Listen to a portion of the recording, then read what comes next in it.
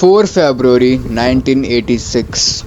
उस दिन ऑस्ट्रेलिया के सिडनी में रहने वाला एक आदमी जॉन अपने मिसिंग वाइफ को ढूंढ रहा था। रोड्स पर ड्राइव कर रहा था, हर जगह देख रहा था कि शायद अनीता मिल जाए। सडनली रेडियो पर एक ब्रेकिंग न्यूज आती है। वेस्टर्न सिडनी के खेत में एक औरत की लाश मिली है। ये सुनते ही जॉन का दिल डूब जाता है। उसे कहीं न कहीं लग रहा था कि ये अनीता हो सकती है। 4 फरवरी की सुबह एक आदमी अपने खेत पर काम कर रहा था, बट वहाँ पर वो एक स्ट्रेंज चीज़ नोटिस करता है कि उसकी गाय एक ही तरफ मूव कर रही थी और एक ही तरफ जमा हो रही थी। ये चीज़ उसे बहुत ज़्यादा स्ट्रेंज लगी।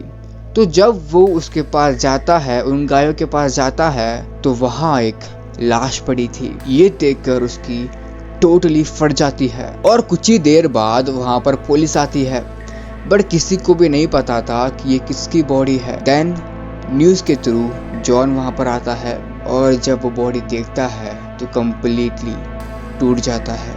वो बॉडी थी अनीता की। लेकिन शुरुआत में पुलिस को पूरा जॉन पर शक था, क्योंकि वहाँ पर कोई सस्पेक्ट नहीं था। तो जो सारा शक था उसके हस्बैंड पर जा रहा था। लेकिन इन्वेस्टिगेशन के बाद जो डिटेल्स सामने आने वाली थी उसने ऑस्ट्रेलिया को हिला के रख दिया। लोग प्रोटेस्ट करने लगे, लोग गुस्सा थे गवर्नमेंट के अगेंस्ट, और पुलिस प्रेशर में थी, मीडिया शॉक में था, और लोगों के दिमाग में एक सवाल था, आखिर कोई इंसान इतना खतरनाक, इतना घटिया कैसे हो सकता है। लेकिन इस केस को समझने के लिए हमें अनीता के बारे में जानना होगा। तो मेरा नाम है Shubham and I feel I am the best story teller. Anita का जन्म 2 नवंबर 1959 सिडनी में हुआ था। बचपन से अनीता उन लोगों में से थी जिनके आसपास बैठकर लोग कंफर्टेबल फील करते हैं। Soft spoken, good behaviour, good manners, basically एक अच्छी लड़की। और अनीता को हमेशा दूसरों की मदद करना बहुत ज़्यादा अच्छा लगता था। टीनेज ईयर में अनीता बहुत ज़्यादा खूबसूरत थी और इसलिए बचपन से ही उसने मॉडलिंग स्टार्ट कर दी। और 1979 में उसने वेस्टर्न मिस सबर्ब्स टाइटल भी जीता और उसके पास एक नेशनल मॉडल बनने का पूरा मौका था। और सच बोलूं तो ज़्यादातर लोग वही रास्ता चूज करते, फेम, अटेंशन, वैलिडेशन। लेकिन अनीता ने कुछ और ही चूज किया। उसने डिसाइड करा कि वो अपनी माँ का सपना पूरा करेगी, एक नर्स बनने का।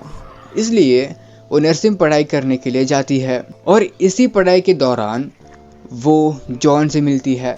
पहले दोनों में फ्रेंडशिप हुआ, देन अटैचमेंट और लव या बोलो प्यार। उसके बाद 1982 में उन दोनों ने शादी कर ली। लेकिन जिंदगी परफेक्ट बॉलीवुड मूवीज की तरह नहीं होती। 4 साल के बाद 1986 में दोनों सेपरेट हो गए। लेकिन इनके बीच कोई टॉक्सिक रिलेशन या कोई ब्रेकअप या डिवोर्स नहीं हुआ था। उन्होंने अपने मर्जी से डिसीजन लिया था कि वो दोनों सेपरेट रहेंगे। लेकिन अब भी उनके बीच बॉन्ड था, अच्छी बातें होती थी, बेसिकली एक हेल्दी रिलेशनशिप था। लेकिन जिंदगी के पास उन दोनों के लिए कुछ और ही प्लान था और अनीता को बिल्कुल अंदाजा नहीं था कि कुछ ही दिनों बाद उसके साथ एक ऐसा नाइटमेयर होगा जो पूरे ऑस्ट्रेलिया को हिला के रख देगा। 2 फरवरी 1986 ये दिन लास्ट दिन था अनीता की लाइफ का। तो हर दिन की तरह अनीता ने सिडनी के हॉस्पिटल में अपना काम खत्म करा। उसके बाद उसने अपने फ्रेंड्स के साथ अपना टाइम स्पेंड करा, डिनर की, नॉर्मल कॉन्वर्सेशंस हुई। उसके बाद अपने अपने घर के लिए निकल गए। अब रात हो गई थी तो अनीता ने ट्रेन पकड़कर ब्लैक टाउन स्टेशन पर पहुंचती है। देखो, यूजुअली क्या होता था कि जब भी अनीता ब्लैक स्टेशन पर पहुंचती थी तो वो अपने फादर को कॉल करी थी और उसके फादर आकर उसे ले जाते थे। लेकिन इस बार उसका फ़ोन स्विच ऑफ हो गया और आसपास कोई टेलीफोन नहीं दिख रहा था और आसपास कोई भी टैक्सी भी नहीं थी। पूरा रोड शांत, पूरा कंप्लीट साइलेंट। तो इसीलिए अनीता डिसाइड करती है कि घर अब पास ही है तो मैं वॉक ले लेती हूँ, मैं चलकर अपने घर जाती हूँ।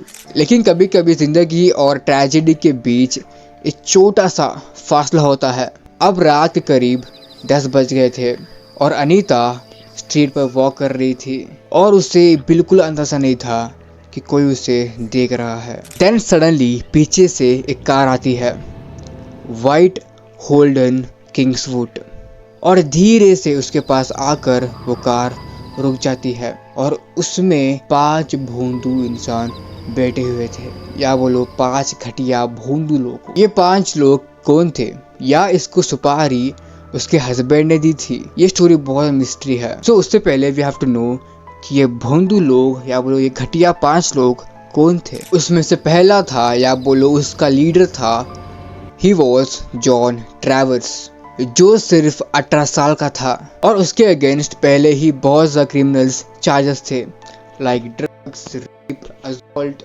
Robbery and etcetera etcetera. Traverse का बचपन गरीबी के बीच बीता था और 8 बच्चों में सबसे बड़ा था और सिर्फ 14 साल की एज में अल्कोहल एडिक्ट। और जब वो छोटा था उसके फादर उसे छोड़कर चले जाते हैं, या वो उसके फैमिली को छोड़कर चले जाते हैं, और सारा जो प्रेशर या वो रिस्पॉन्सिबिलिटी था वो इस भोंदू के ऊपर था। लेकिन ट्रैवर्स अकेला नहीं था, उसके साथ उसके चाइल्डहुड फ्रेंड्स भी थे। माइकल मर्थोच सिर्फ 18 साल का, Murphy brothers, Michael Murphy, Gary Murphy, less Murphy, 3 भाई और तीनों घटिया। अब उस कार में 5 लोग बैठे हुए थे और उनके लिए क्राइम कोई नई बात नहीं है, और सामने अकेली एक लड़की। देन सडनली 2 लोग उसमें से उतरते हैं और अनीता को फोर्स करते हैं गाड़ी में बैठने के लिए, और विटनेसेस के मुताबिक उस रोड में बहुत ज़्यादा चीखने की आवाज़ आ रही थी, इसलिए जो वहाँ पर एक घर था उसके अंदर से कुछ लोग बाहर आते हैं, एक टीनेज लड़का, उसके छोटी बहन, एंड वो देखते हैं कि कुछ लोग एक लड़की को फोर्स कर रहे हैं गाड़ी में बैठने के लिए। देन सडनली वो टीनेज लड़का भागकर जाता है उसे बचाने के लिए, लेकिन वो वहाँ से एस्केप हो जाते हैं। उसके बाद सडनली वो लड़का अपने घर वापस आता है, पुलिस को कॉल करता है और ये सारी इंसिडेंट बताता है उन्हें। अगर इमेजिन करो कि ये चीज़ इंडिया में हो, no one give a about it. और वो टीनेज लड़का वो सारी चीज़ें अपने नेबर्स को बताता है और उनके नेबर डिसाइड करते हैं कि वो उसका हेल्प करेंगे। तो एक नेबर मदद करने के लिए रोड पर जाते हैं कि देखने के लिए कि वो कहाँ गए उसको लेकर। एंड सबसे हार्ट ब्रेकिंग चीज़, वो लोग वहीं पे होते हैं, लेकिन वहाँ पर इतनी अंधेरी थी तो इसकी वजह से वो लोग उसे ढूंढ नहीं पाते। और उनके जाने के बाद अनीता ने वो झेला जो किसी भी इंसान को नहीं झेलना चाहिए। वो 5 लोग उसे फोर्स करते हैं न्यू के लिए। वो लोग उसे कहते हैं कि अपने सारे कपड़े उतार, लेकिन अनीता बहुत स्ट्रांग थी तो इसलिए वो उनसे मना करती है। बट वो लोग गुस्से में आकर उसे कंटिन्यूसली फेस पर पंच करते हैं और इसकी वजह से उसका ब्रो फ्रैक्चर और दोनों चिक बोन्स कंप्लीटली डैमेज हो जाता है। उसके मुंह से खून निकल रहा था, मुंह पर खून हो चुका था और दर्द में वो उन्हें भीख मांग रही थी कि प्लीज मुझे जाने दो। उसके बाद वो लोग उसे फोर्सफुली न्यूड करते हैं। देन वो लोग उसे बोलते हैं to perform blow job for the 5 men। और ब्लो जॉब के बाद वो कंटिन्यूसली खेत में उसे मारते हैं, कंटिन्यूसली स्टिक से, हाथ से, पैर से कंटिन्यूसली मारते हैं। और फिर एक मोमेंट आया, गैंग लीडर को लगा कि वो मरने वाली है तो इसलिए और जब मारता है उसे, और जब वो टोटली अनकॉन्शियस हो जाती है उसके बाद वो चाकू से उसका गला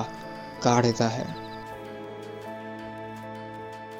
4 फरवरी 1986 में वो घर नहीं लौटी और फिर जब एक आदमी खेत पर काम कर रहा था उसने उसकी बॉडी को देखा। ऑस्ट्रेलिया गुस्से में था, लोग गवर्नमेंट के अगेंस्ट प्रोटेस्ट कर रहे थे कि यहाँ पर वुमेन सेफ्टी नहीं है and everyone want justice for that girl. सब लोग रास्ते पर आ जाते हैं फॉर प्रोटेस्ट। अगर ये चीज़ इंडिया में होती ना तो एक दिन आते देन स्टॉप, बट ये प्रोटेस्ट कंटिन्यूस चला। लोग जेन्युइनली चाहते थे कि वो किलर पकड़ा जाए और इसकी वजह से पुलिस पर भी बहुत ज़्यादा प्रेशर बिल्ड हो रहा था। देन उन्हें एक टिप मिलती है, जो वो कार लेकर आए थे वो कार एक चोरी की थी। तो उसने बताया कि उसने रात को 3 लोगों को देखा जो उस कार को चोरी कर रहे थे, John Travers, Michael Murtagh and Michael Murphy. जब पुलिस ने इनका बैकग्राउंड निकाला तो तो इन्हें समझ आ गया कि इन्हीं भोंदू लोगों ने ये चीज़ करी होगी। लेकिन पुलिस के पास स्ट्रॉन्ग एविडेंस नहीं था, वो अभी भी इस केस को सॉल्व नहीं कर पा रहे थे। देन 21 फरवरी वो लोग पुलिस उन 3 लोगों को उठाती है एज ए सस्पेक्ट। और जब पुलिस ट्रैवर्स को कस्टडी में लेती है और जब उससे इंटरोगेशन करते हैं तो बोलता है कि मेरी गर्लफ्रेंड ने पहले सिगरेट मंगवाया है, उससे वो पहले जाकर देख रहा हूँ। बट पुलिस ये चीज़ करती भी है। जब पुलिस उसके घर जाती है सिगरेट देने के लिए और जब पुलिस से पूछते हैं कि क्या इसने किया है तो वो बोलती है कि हाँ, और मैं इसकी गवाह बनूंगी। तो इंटरोगेशन के बाद पुलिस ट्रैवर्स को छोड़ देती है। बट जब उसकी गर्लफ्रेंड उससे मिलने जाती है तो उसके पास एक माइक्रोफोन होता है, एक हाइडन माइक्रोफोन, और उसमें उससे बात कर सारी चीज़ें कन्फेस कराती है। उसके बाद ख़त्म।